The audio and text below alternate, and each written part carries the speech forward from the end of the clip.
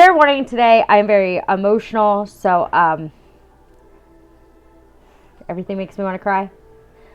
Trigger warning, we talk about unlawful termination of pregnancy, death of children, family annihilation, and graphic crime scenes.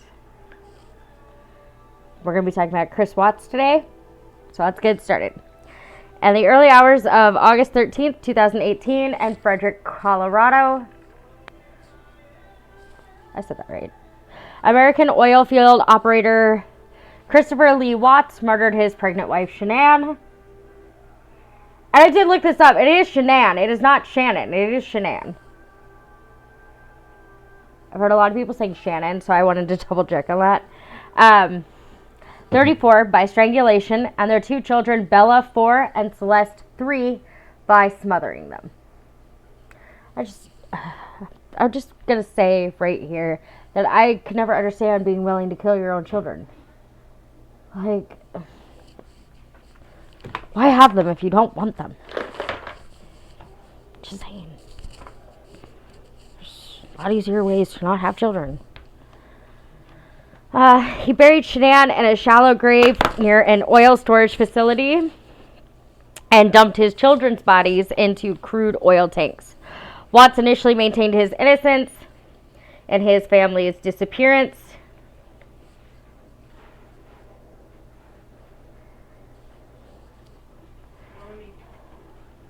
But was arrested on August 15th after confessing to murdering Shannan in an interview with detectives. So he did confess to murdering Shannan, but he tried to blame Shannan for the death of their children before he would confess ultimately to also killing Celeste and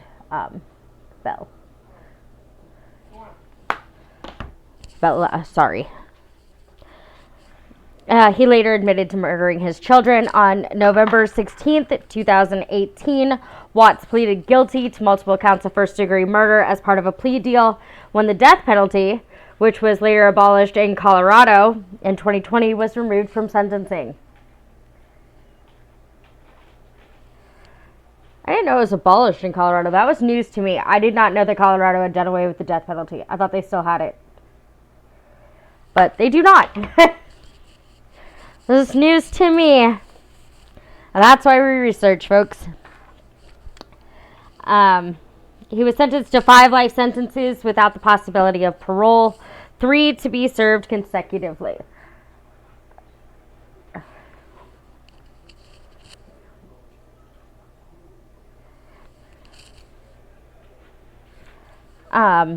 Christopher Lee Watts and Shannan Catherine Watts were from North Carolina. Christopher from Spring Lake and Shannan from Aberdeen. They met in 2010 and were married in Mecklenburg County on November 3rd, 2012. According to online records, the couple had 2 daughters, Bella Marie Watts, December 17, 2013, and Celeste Catherine Cece Watts, July 17, 2015. At the time of her death, Shannan was 15 weeks pregnant with a son who was to be named Nico. The Watts family lived in a 5-bedroom home at 2825 Saratoga Trail in Frederick, Colorado, which they purchased in 2013 and declared bankruptcy in 2015.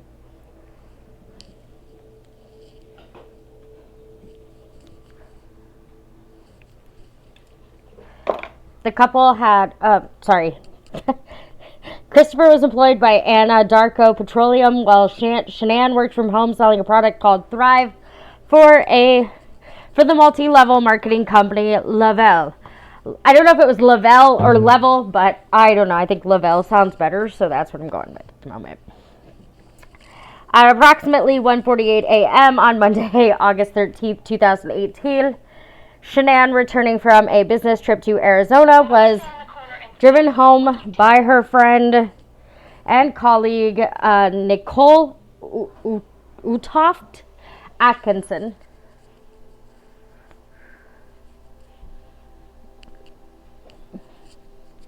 Over that weekend, Watts was home with their daughters, and later that day, Shannan and the girls were reported missing by Atkinson, who became concerned when Shannan missed a scheduled OBGYN appointment and failed to return her text messages. After Shannan missed a business meeting, Atkinson went to the Watts residence at about 12:10 p.m. When the doorbell and knocks went unanswered, Atkinson notified Christopher, who was at work, and called the Frederick Police Department.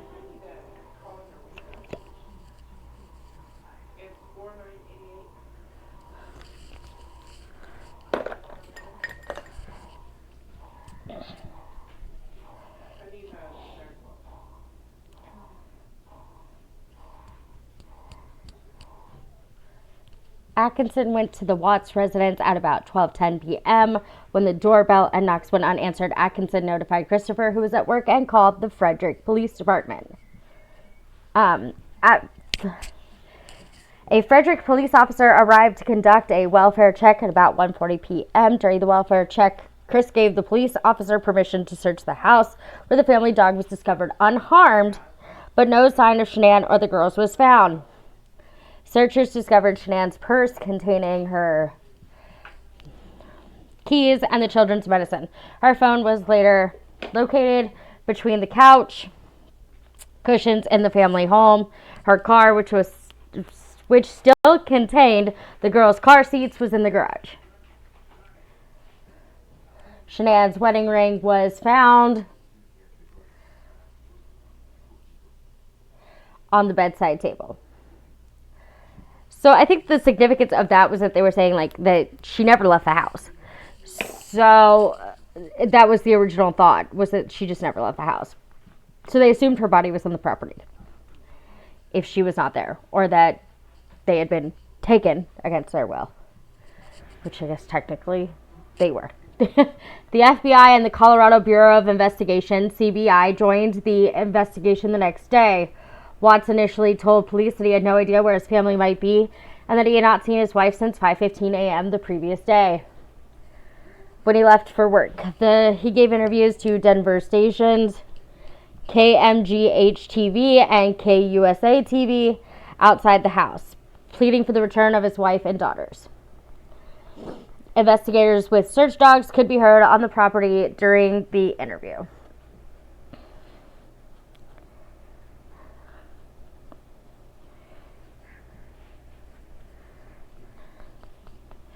Watts was arrested on August 15, 2018. According to the arrest affidavit and footage from a security camera in the interview room, he failed a polygraph test and subsequently confessed to murdering Shannan.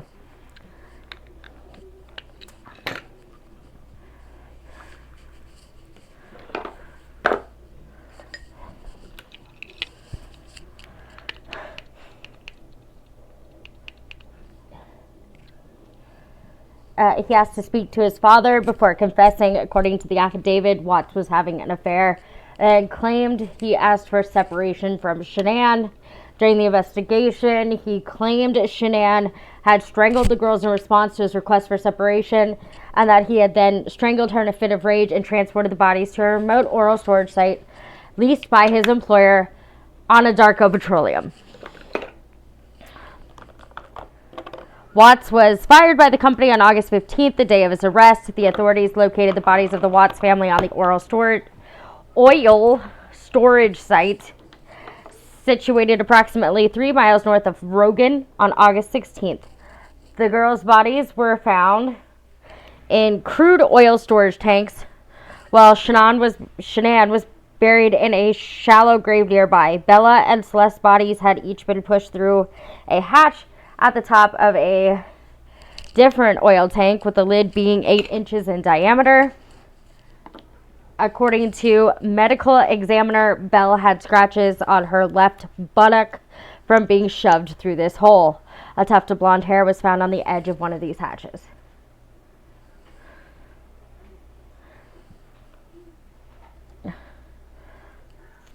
On August 21st, Watts was charged with 3 counts of first-degree murder, including an additional 1 count per child, cited as death of a child who had not yet attained 12 years of age, and the defendant was in the position of trust.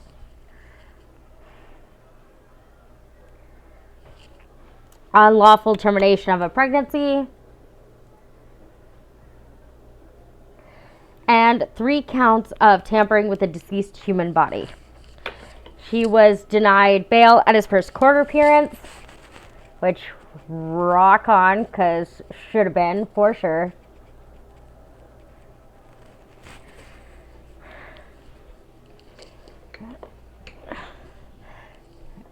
At a later hearing, his bail was set at $5 million, with him being required to put down 15% to be released.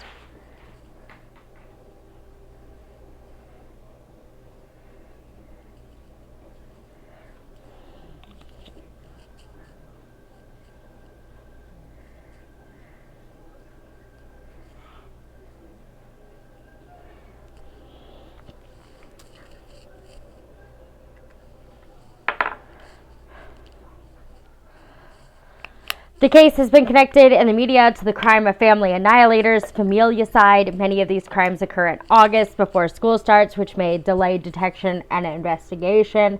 And according to former FBI profiler Candace DeLong, cases such as the Watts are rare because family annihilators usually commit suicide after the murders, an action that Watts claimed to have contemplated out of guilt for his actions. In an interview on Dr. Phil, Watts' lawyer claimed that he confessed to killing Shannan after an argument regarding divorce. During the murder, Bella walked in on the couple. That's right. He killed his child because his child was a witness. During the murder, Bella walked in on the couple. Watts then told her that Shannan was sick. He loaded Shannan's body and the girls without their car seats into the back of his work truck. I mean, I guess it didn't matter if he got into an accident with him because, he wanted them dead anyway. But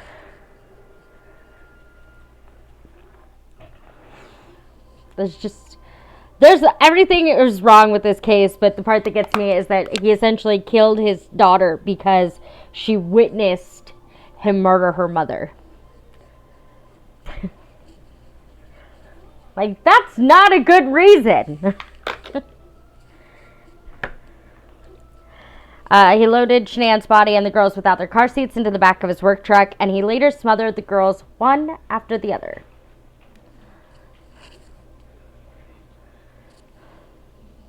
Watts pleaded guilty to the murders on November 6th. The death penalty was not put forward by the district attorney on the request of Shannan's family, who did not wish for any further deaths.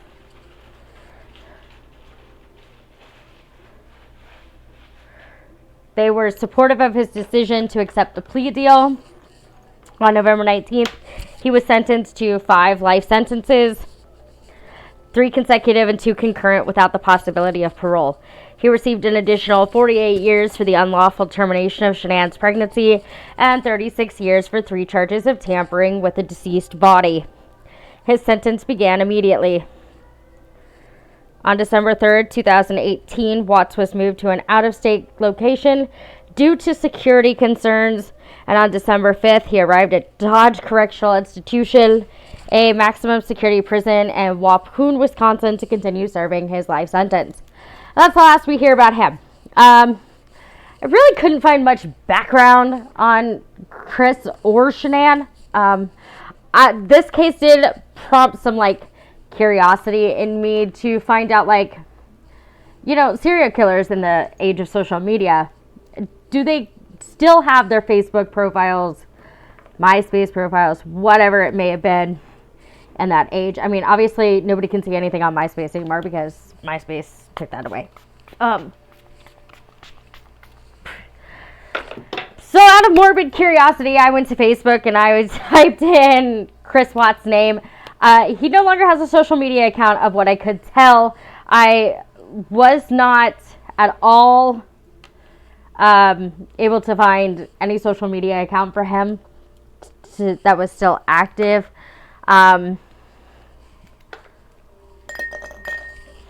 Shannan's is still active. Her family has it as Remembering Shannan Watts on So hers you can find, but there was no social media account for him anymore. And also, just like out of morbid curiosity, I also looked up Jodi Arias. So there's no social media accounts for these people still active. I'm sure, upon being convicted of death, to avoid issues of people memorializing them or worshiping them in any way, that they were taken down. Which, of course, at any time, Facebook, TikTok, Instagram, they all have the right to do that. They can take your account down at any time for any reason. So that was my morbid curiosity of wanting to know if they're left up or if they're immediately taken down. So for the record, yes, Chris Watts is no longer available on social media. But so I wanted to check that out, and I did, and I got you that information. That's pretty much all I got for you on Chris Watts today. Be here next week. I'm going to do Jim Jones and his cult. So be here for that. As always, please don't do anything I wouldn't do. Be cautiously kind to others and make good choices. Have a wonderful day. Bye, guys.